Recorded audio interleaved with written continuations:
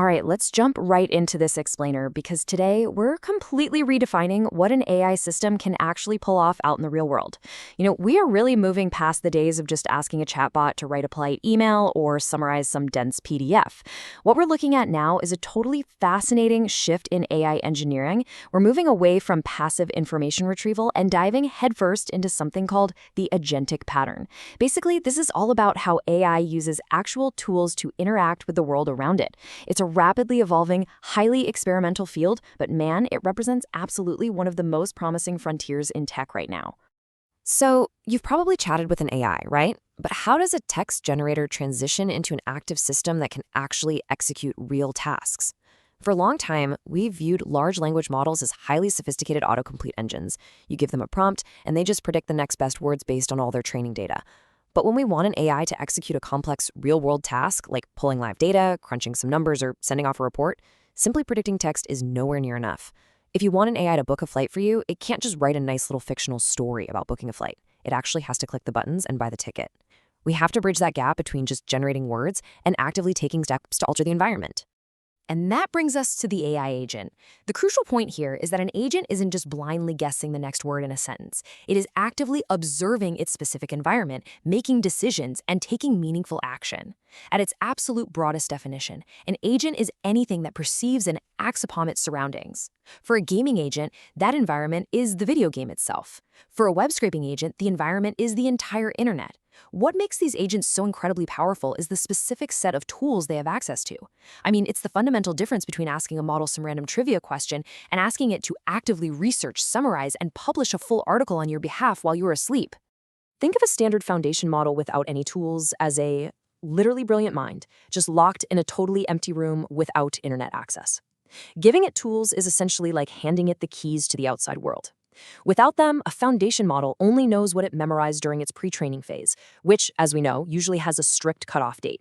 So it might have the reasoning capabilities of an absolute genius, but if you ask it for today's weather or the current stock price, it is completely blind. Its utility is severely limited by that isolation. But the moment we hook these models up to external tools, we are effectively giving them eyes, ears, and hands to interact with dynamic, real-time information. We can actually categorize the specific tools that give agents these superpowers into three main buckets: knowledge, capabilities, and right actions. First up, we've got knowledge augmentation tools. Think web browsers or SQL executors, which is really just a fancy way of saying a tool that searches through your company's private databases. These let the agent pull in live external data it was never trained on. Next, we have capability extension tools, and these basically patch up the model's inherent weaknesses. For example, language models notoriously struggle with complex math, so handing them a calculator or a code interpreter instantly extends what they can do accurately. Finally, we have right actions. These give the agent the power to actually alter systems, things like sending emails, ordering products, or changing database records. These are the real game changers that fully automate workflows, but as you can imagine, they also require incredibly strong security protocols. Let's look at a really concrete example to see how this plays out in practice, using a prompt that requires a lot more than just a simple text response. Imagine handing this task off to an AI and walking away to grab a coffee. Project the sales revenue over the next 3 months. Now, if you ask a basic chatbot to do this, it'll likely just hallucinate some generic, fabricated number or endlessly apologize that it doesn't have access to your live business data. But an AI agent, equipped with the right tools, treats this prompt not as a simple conversation, but as a complex, multi-step mission to accomplish. To actually pull this off, the agent goes on this step-by-step journey. First, it has to actively reason about the task. It realizes, okay, I need historical data, so it writes the code for a database query. Then, actively using its tool, it executes that exact query against your company's database.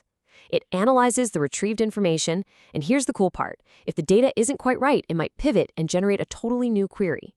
Only after gathering every single necessary piece of the puzzle does it create the final projection and conclude that the mission was a success. Which brings us to a massive concept in AI engineering right now called cognitive decoupling. This is all about separating the planning phase from the actual execution. Because complex tasks have dozens of potential paths, agents absolutely must decouple their thinking from their doing. Not every approach the agent dreams up is going to be successful, and honestly, not all of them will be safe. If an AI agent executes every single step the exact millisecond it thinks of it, you might wake up to a massive cloud computing bill from runaway database queries, or, way worse, an AI accidentally deleting your entire customer database. So by separating the planning from the doing, we introduce this vital buffer for debugging and safety. So how do we actually validate a plan before it runs? Well, you can set up simple heuristics, basically hard-coded rules to automatically throw out plans that include invalid actions or take way too many steps. You can also use a secondary AI model to act as a judge to evaluate the initial plan's logic. Even better, you can ask the agent to generate several plans in parallel and just have the evaluator pick the most efficient one. And for highly sensitive tasks, like actually transferring company funds or deleting files, you inject a human in the loop. This means requiring a real person to manually click approve on the plan before a single line of code ever runs. A huge part of making this whole process efficient is having the model generate its plan in natural language first, and then having it accurately translate that into exact function calls with specific parameters. Asking a massive, highly complex model to instantly write perfect executable code is super expensive and really prone to errors. By letting it think out loud in plain English first, we save computing power and catch mistakes before they happen. Then you can just use a smaller, much cheaper model to translate that natural language plan into the exact function names your systems require. And as a sanity check, you should always ask the system to report exactly what parameter values it's using before execution, just to catch any obvious red flags. Now, for an agent to be genuinely useful over time, it can't just have amnesia every time you close the tab. It needs layers of memory to maintain continuity. First, it has its internal knowledge baked right into its weights during initial training. Then, it has the context window, which acts as short-term memory for immediate session-specific info, like what you just asked it 5 seconds ago. Finally, it uses external data sources, like a RAG database, which essentially acts as this customized long-term filing cabinet the AI can continuously pull from. This layered memory management is what allows the agent to retain facts and context beyond a single chat, making its actions incredibly consistent over days, weeks, or even months.